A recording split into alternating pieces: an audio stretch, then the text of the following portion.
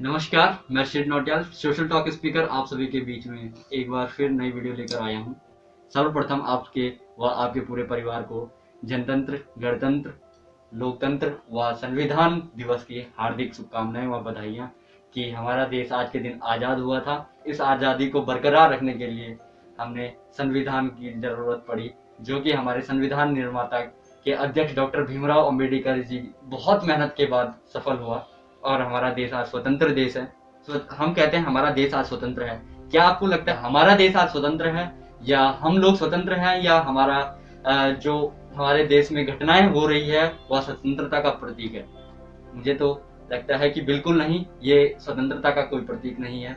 और हमारा संविधान भी आज हमें प्रोटेक्ट नहीं कर पा रहा है, बखूबी से प्रोटेक्ट नहीं कर पा रहा है कि हम कह सके कि हमारा देश आज एक लोकतंत्र देश है।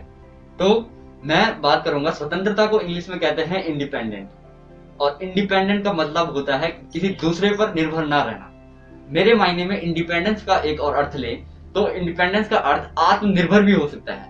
माननीय नरेंद्र मोदी जी द्वारा एक भाषण में कहा गया कि आपको आत्मनिर्भर बनना है और आत्मनिर्भर भारत बनाना है। तो हम आज आत्मनिर्भर भारत के ऊपर बात करेंगे कि हमारे देश के लोगों ने, हमारे संविधान ने आत्मनिर्भर भारत बनाने के लिए क्या क्या महत्वपूर्ण योगदान दिया।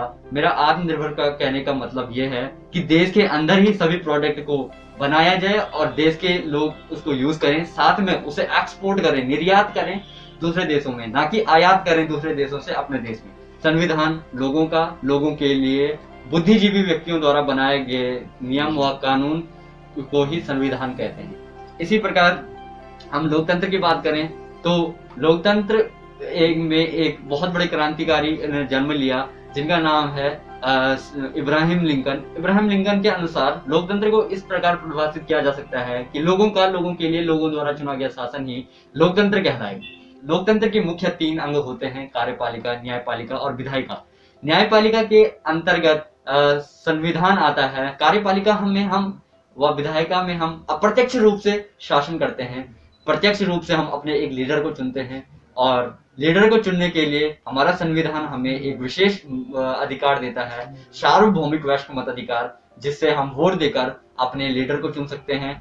संविधान की कुछ विशेषताएं हैं जो इसे देश और दुनिया से अलग बनाता है। भारत का संविधान विश्व का सबसे बड़ा लिखित संविधान है और यह लचीला भी माना जाता है क्योंकि इसमें समय समय पर संशोधन किया जाता है। इसमें वर्तमान में 25 भाग हैं, 8 अनुसूची है और 400 से ऊपर अनुच्छेद हैं और यह धर्मनिरपेक्ष है। यह सबसे बड़ी बात है।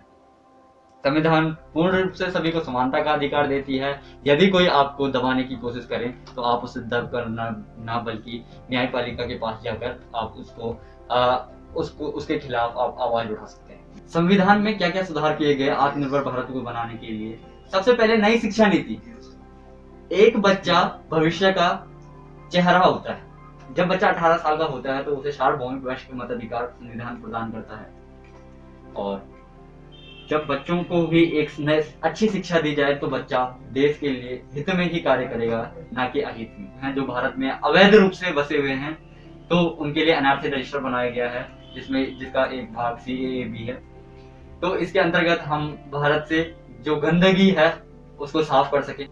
माननीय प्रधानमंत्री जी हैं, उनके द्वारा यह एक अच्छा निर्णय लिया गया है जिससे कि भारत में गंदगी साफ हो सके। अनुच्छेद 370 व 35 ए को भी हटाया गया। जम्मू कश्मीर को विशेष राज्य का दर्जा दिया गया था।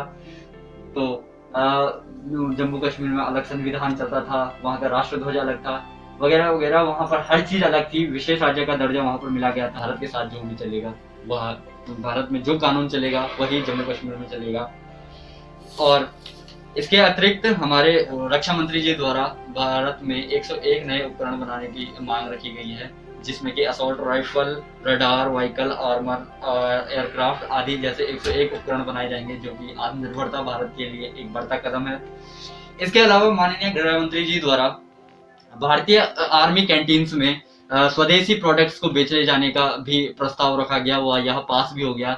इसमें हम आर्मी के लिए जो कैंटीन्स होते थे उसमें विदेशी प्रोडक्ट्स जो भेजे जाते थे उनको अब सफाया किया जाएगा, वह स्वदेशी ही प्रोडक्ट उसमें भेजा जाएगा। भारत में बहुत बेरोजगारी बढ़ गई है और बेरोजगारी का कोई हल नहीं है।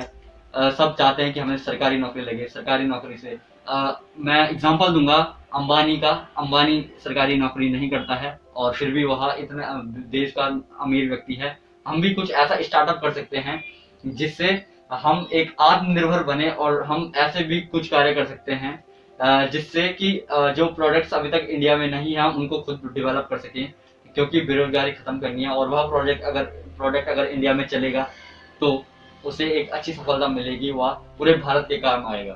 तो अपना खुद का बिजनेस देखो, अपना कुछ कार्य करने की सोचो। तो मैं यही कहूंगा कि हमें आत्मनिर्भर बनना है और एकता के साथ भारत में रहना है। जो होगा भारत के हित में होगा, अहित में कभी ना।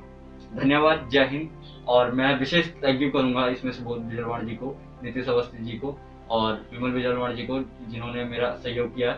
भगवान से यही प्रार्थना करूंगा कि आप खुश रहें, आपका पूरा परिवार खुश रहे।